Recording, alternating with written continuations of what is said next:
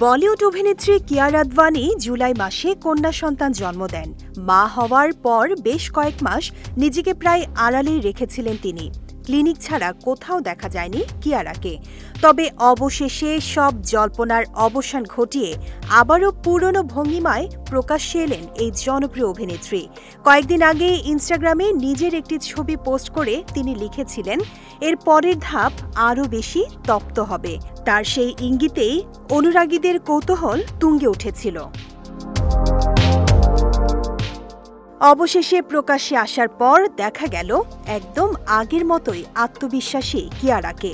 মা হওয়ার পর দ্রুতই বাড়তি ওজন ঝরিয়ে এনেছেন তিনি। ছিপছিপে ফিগার, কাঠখোলা ডেনিম শার্ট ও শর্টস সব মিলিয়ে পুরো সোশ্যাল মিডিয়ায় এখন কিয়ারার রূপে মুগ্ধ। প্রথমবারের মতো একটি বিজ্ঞাপনের শুটিং দিয়েই কাজে ফিরেছেন তিনি।